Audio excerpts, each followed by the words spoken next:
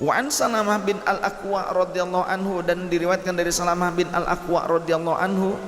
Salamah bin Al-Aqwa ini ada suatu riwayat di dalam kitab Adabul Mufrad karya Imam Bukhari. Jadi Salamah bin Al-Aqwa ini sahabat Rasul yang pernah ikut berjuang bersama Rasul, ya, ikut perang Badar. Kemudian juga beliau pernah berbai'ah, ya, pernah berbai'ah langsung, kalau nggak salah dalam Bai'atur Ridwan. Jadi sepeninggal Rasul sallallahu alaihi wasallam, ini cerita yang di dalam kitab Adabul Mufrad Imam Bukhari. Ada dua tabi'in yang mereka singgah di suatu kota. Kemudian diberitakan kepada tabi'in tersebut, kalau nggak salah di sini ada sahabat Rasul yang bernama Salamah bin Al-Aqwa. Ayo kita sambangi beliau tuh. Orang dulu nyari ilmu tuh datang langsung, karena tahu di situ ada sahabat, mereka ingin mendapatkan riwayat langsung dari sahabat tersebut. Beda dengan zaman sekarang, ulama ada dekat tapi tidak dipandang mata, seolah-olah tidak ada keberadaan mereka di sekitar kita. Itu umat zaman sekarang jauh drastis dibandingkan dengan zaman dulu. Dulu kalau mendengar ada ulama yang punya sanad ilmu, dalam hal ini kan sahabat, berarti punya riwayat di satu tempat, ketika mereka singgah di situ mendengar ada orang yang mendapatkan, orang yang menjadi sahabat Rasul, dia periwayat hadis kehidupan Rasul sallallahu alaihi wasallam gitu, didatangi. Sekarang mah hidup bertetangga dengan ulama, dekat dengan ulama, tapi seolah tidak ada. Nah, ini pernah dikatakan oleh Rasulullah, salah satu yang aku bingung, sungguh membuatku bingung, di antaranya salah satunya ada 6 waktu di dalam hadisnya dalam kitab Nasuhul Ibad.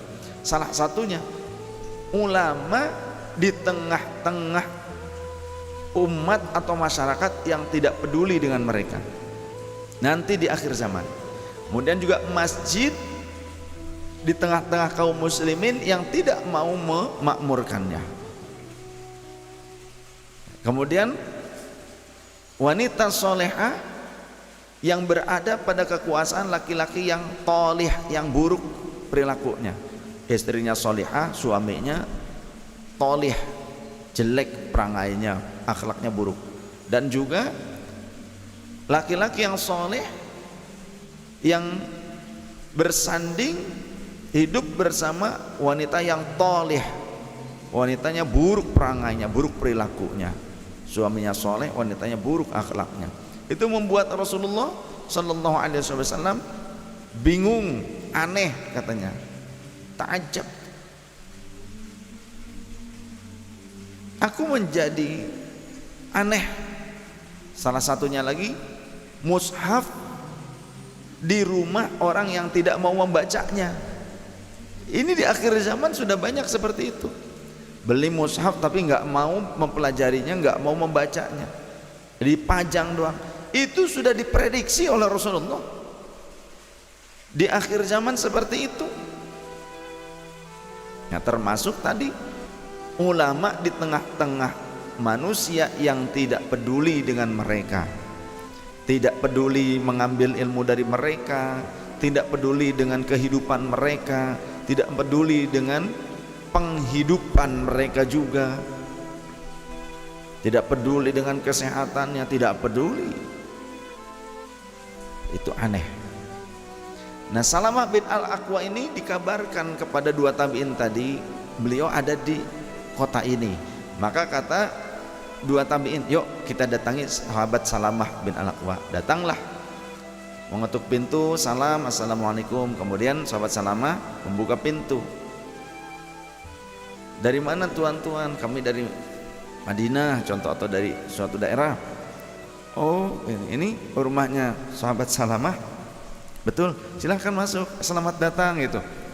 ketika menjulurkan tanganmu menjabat, dua tabi'in ini bertanya, menegaskan, apakah dengan tangan inilah Anda berbai'ah kepada Rasulullah sallallahu alaihi wasallam? Maka sahabat Salamah menjawab, ya, tanganku ini berbai'ah dengan Rasul sallallahu alaihi wasallam, tanganku ini yang menjabat Rasul sallallahu alaihi wasallam. Maka kemudian barulah kedua tabi'in ini meraih, fa akhadna biyadihi, maka kami raih tangannya, faqabilna yadahu, dan kami ciumi tangannya itu. Nah, riwayat ini menunjukkan bahwa mencium tangan bukan hanya sahabat kepada Rasul, tapi juga tabi'in kepada sahabat ada. Mencium tangan orang soleh, mencium tangan orang alim, itu ada riwayatnya. Jadi bukan berarti bid'ah, apa-apa bid'ah, apa-apa bid'ah, salah. Dari sini juga ada pelajaran bahwa dulu para tabi'in mereka tidak sembarangan menerima ilmu. Mereka tidak sembarangan menerima ilmu. Mereka harus memastikan bahwasannya orang tersebut memang punya silsilah ilmu. Jadi tidak sembarangan, termasuk perawi-perawi hadis seperti Imam Bukhari, tidak asal menerima riwayat, pengakuan dari orang ini itu tidak. Benar tidak orangnya, mendapatkan riwayat tersebut dari orang yang jujur, yang terpercaya. Kalau sekiranya orangnya tidak dikenal kredibilitasnya, mereka tidak mau. Ini mah beda ya, zaman sekarang mah ngaku ahlu sunnah wal jamaah, tapi yang dipanggilnya ngaji ke perumahan orang Wahabi atau semi Wahabi, Wahabi semi gitulah ya, nggak otentik gitu Wahabinya gitu, semi Wahabi. Tapi ngakunya, yang ngundangnya ngaku ahlu sunnah wal jamaah ya. Atau bahkan mungkin ada yang ngaku NU, tapi yang dipanggilnya ustadz-ustadz yang bukan benar-benar ngelotok lulusan pesantren, bukan ustadz yang punya nasab ilmu, tapi ustadz karena nasib gitu loh. Jadi ada ustadz karena nasab ilmu, ada ustadz karena nasib gitu, diustadkan karena punya yayasan. Banyak yang begitu sekarang, bikin yayasan kemudian diustadkan, padahal mah bukan. Ya bikin yayasan mah tuh gampang, asal bisa aja bikin proposal, bisa ngelola itu mah. Tapi ilmunya benar tidak ada, tidak ilmunya, alim apa tidak, kompeten apa tidak. Jangan sampai ini masyarakat kebanyakan senang nah hurui asal penting, wah ini nih banyolannya seru katanya, diustadkan, sampai-sampai pelawak ngelabak dianggap ustad. Ayeuna pelawak dianggap ustad, tapi nu beneran ustad, nu beneran guru, ulama tidak dipedulikan, tidak diambil ilmunya. Tukang lawak ayeuna mah jadi ustad. Iya kan, punten mohon maaf, ngadain acara maulid, penceramah, al ustad anu,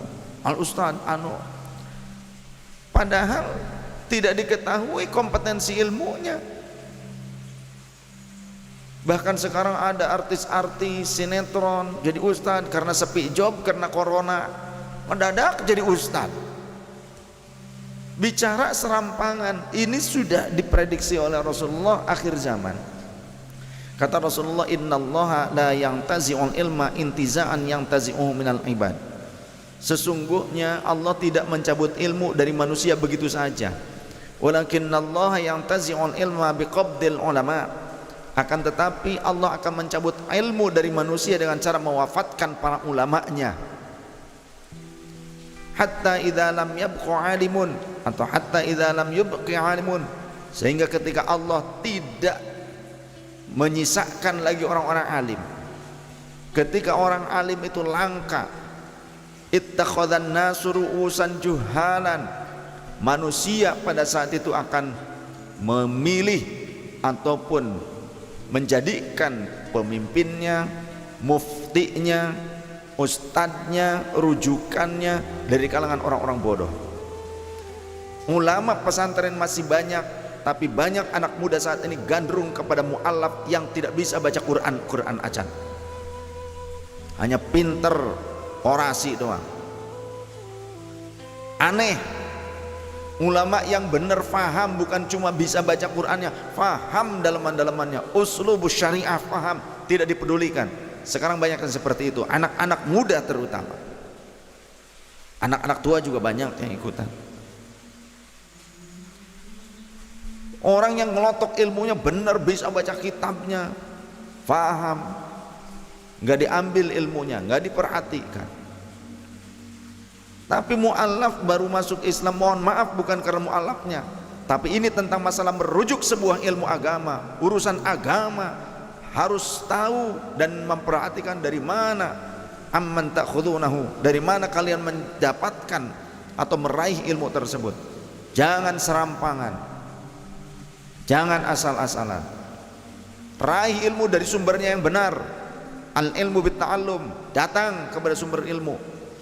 Ini mah dekat dengan sumber ilmu, nggak peduli, nggak mau datang. Yang benar sumber ilmu seolah-olah tidak diketahui, seolah-olah dia tidak mengenalnya. Tapi orang yang bukan sumber ilmu yang kompeten, bukan sumur yang sumberannya benar gitu loh, sumur gabuk gitu, ditimbaan.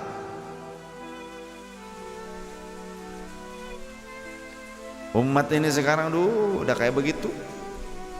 Nah, kalau ulamanya sudah yang benar, ulama yang benar tinggal sedikit, langka atau tidak tersisa, ittakhadhan nasu ru'usan juhala. Manusia akan menempatkan orang-orang bodoh sebagai pemimpinnya, sebagai rujukannya, sebagai ulamanya pada saat itu, sebagai ustadznya, sebagai muftinya pada saat itu.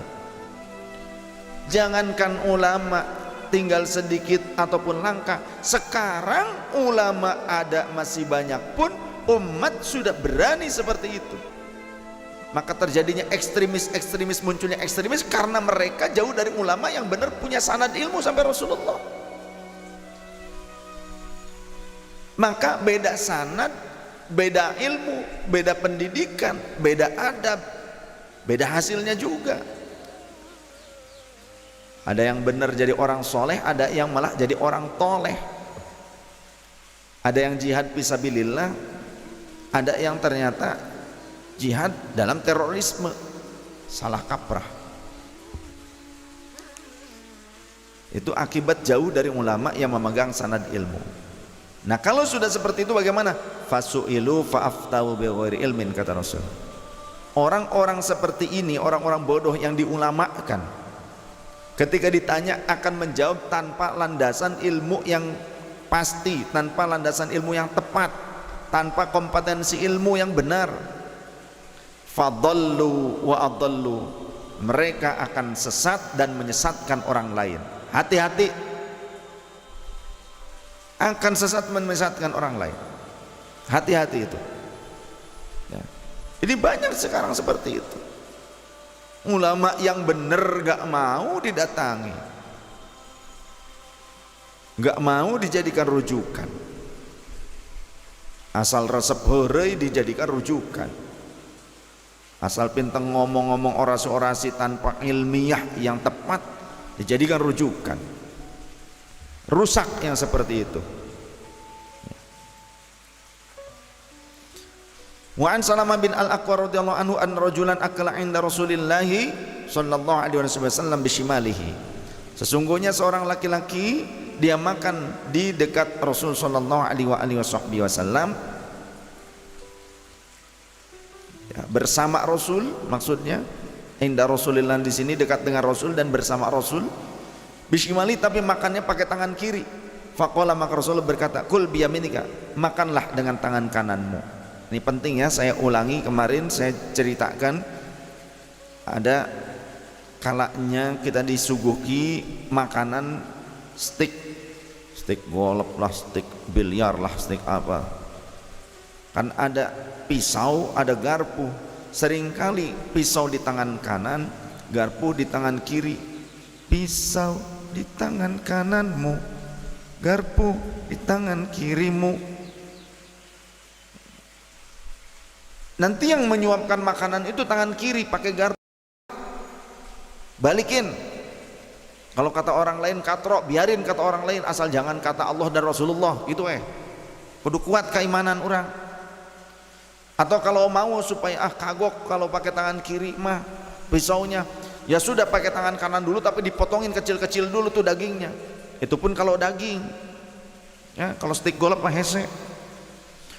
Potong-potong dulu, setelah itu baru nyuapinnya pakai tangan kanan, garpunya dipindah posisinya. Kok makannya gitu? Emang kunaon? Ini ala Islam. Sing bangga atuh ngamalkeun amaliyah Islami teh.